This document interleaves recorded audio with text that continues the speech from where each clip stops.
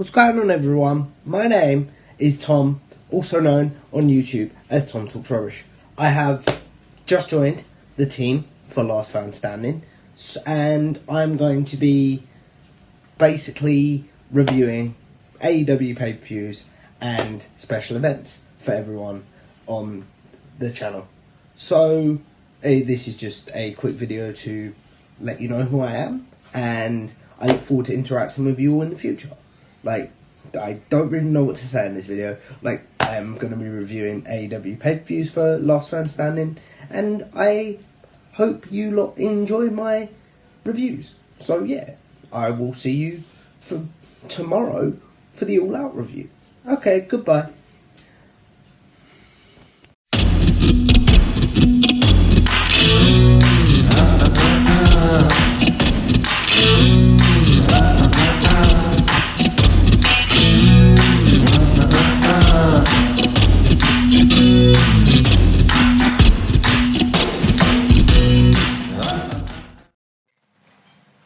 What's going on, guys? It's your boy, Tom Talks Rubbish, and I am here with my AEW All Out 2021 review.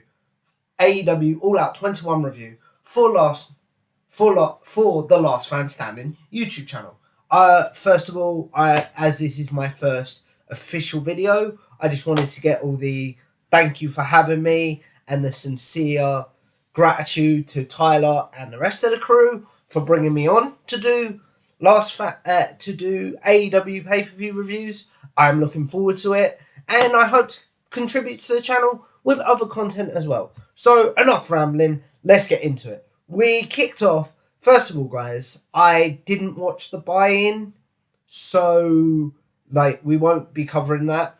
So the first match I saw was Miro versus Eddie Kingston, and yeah, I loved this match. It was just two big tough men slapping meat with power moves, so that Eddie Kingston kept chopping the chest and neck of Miro, which I really enjoyed.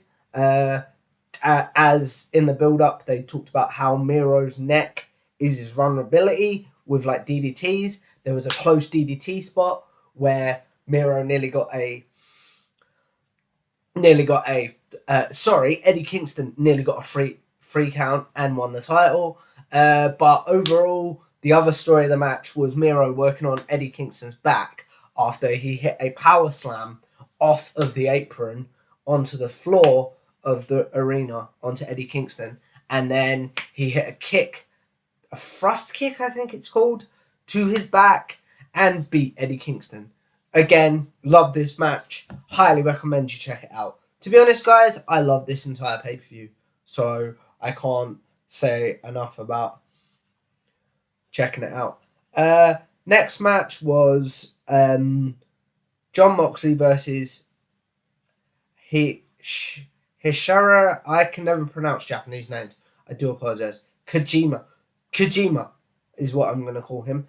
And essentially, this match was let's hit each other really hard and make the fans believe that we're really fighting. So we saw a lot of elbow strikes from John Moxley and Kojima. We saw we just saw a lot of strikes, fists. John Moxley would then eventually win with two paradigm shifts. I said this in a discussion video I did with Tyler on my channel. Wasn't really that invested in this match because I'm not a New Japan fan, but overall I enjoyed it. And then after that we had Minoru Suzuki come out, and essentially him and John Moxley start trading fists and that, and then we later find out that we're going to get Minoru Suzuki versus John Moxley in John Moxley's hometown on AEW Dynamite this week. So yeah, I am 100% looking forward to that. I've seen a lot of Suzuki matches, and this is going to be fun. We then had Britt Baker versus Chris Statlander. This story of this match was essentially Britt Baker using her speed and heel tendencies to counter the power of Chris Statlander. So she went for her finisher, the Big Bang Theory, a few times. Britt would do a thumb to the eye to counter that, and she would also eventually she would win by hitting the lockjaw on Chris Statlander after hitting a curb stomp. And yeah, fun match. Should have been given a bit more time in my opinion, but I really enjoyed it. Should have done this first, guys. Sorry. But yeah, overall, really enjoyed it. We then had, in my opinion, what was the match of the night. The Young Bucks versus the Lucha Bros in a steel cage match for the tag team titles. So, essentially, the story of this match was anything you can do, we can do better. So, the Young Bucks would hit super kicks on them and then be super kicked themselves. Like, there was a spot where one of the Young Bucks, I can never tell them apart, I do apologise, hit one of the Lucha Bros with a knee shot, a super kick to the knee, and then later in the match, they did it. And then later in the match, the Young Bucks forced them to super kick each other in the knee, so they did it to the Young Bucks. And it was just a lot of that. And then eventually, towards the end of this match, we see again, I can't tell Lucha Bros apart, and I do apologise. One of them go to the top, hit a massive dive move for the top of the steel cage for the 1, 2, 3. The Lucha Bros are your new tag team champions. Very well deserved. Really enjoyed this. Like, can't say enough good things about it. Just make sure you check it out. We then had, I don't know, like the weakest point of the night, but only because I don't enjoy how AEW does their battle royals. So I haven't written down everyone that was in this match or every spot. All I've written down is the winner, which was Ruby Soho, the formerly known as Ruby Riott, making her AEW Dynamite debut.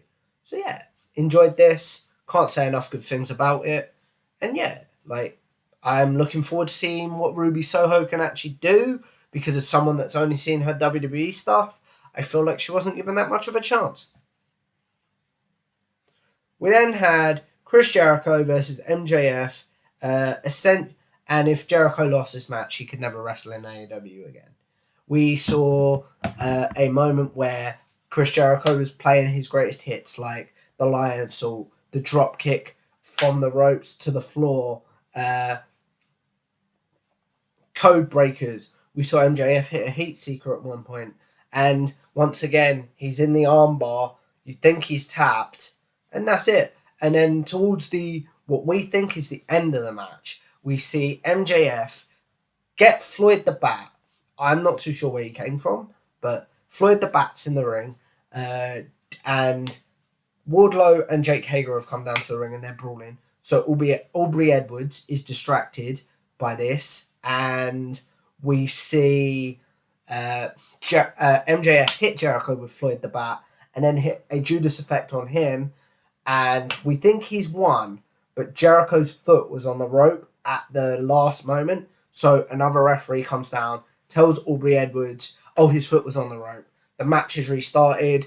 MJF is protesting this, and essentially he then gets rolled up. He gets rolled up but kicks out of that. He's still protesting, so he gets locked in the walls of Jericho and taps out. Jericho's career continues. Really enjoyed this. Might have been one of the weak points of the night because I was so invested in the story. I did find this entertaining. We then had probably my most emotional point of the night, where CM Punk faced Darby Allin, and essentially the story of this match was, can CM Punk still go? We saw Punk using a lot of traditional wrestling, which you don't normally see in Darby Allin matches. So he would use like an abdominal stretch, headlocks, and things like that. And Darby would use his quickness, hitting his patented dive. One spot that I loved in this match was towards the end. Darby goes for a coffin drop, and Punk just sits up out of it and smiles as if to be like, kid, you ain't getting me with that one. And yeah, I enjoyed this. Overall, I thought it was fun. Punk would then eventually after that he would counter Darby Allin's. I think he was going for the Code Red into a go to sleep, and Punk would win. Again, I was just so emotional seeing Punk return to the ring. I thought it was brilliant. We then saw Paul White versus QT Marshall. Probably my weakest point. This was my weakest point of the night, where essentially it was the Factories, Aaron Solo, and I always forget the other guy's name. I can't remember the other guy's name. It's gone out of my head already. I'm really sorry, guys. Basically taking all the heat for QT Marshall, getting hit with choke slams and spears and stuff like that. And yeah, eventually we would see Paul White take them all out. QT Marshall would be left in alone in the ring. Choke slam, 1, 2, 3. Paul White wins. And then finally we went to our main event of the evening, which was Kenny Omega versus Christian Cage for the AEW Championship. Really enjoyed this. Essentially, for me, it was maybe put down a little bit because it was very repetitive of their match from Rampage.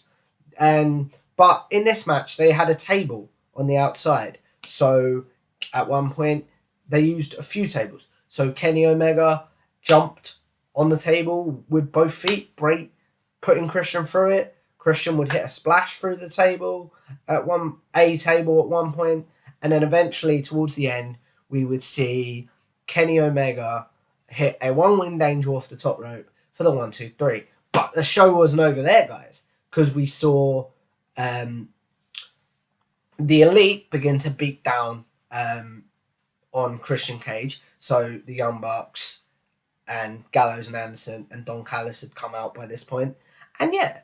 We would see the Jurassic Express then come out to make the save as they're friends with Christian. And we would see come out to make the save with Christian.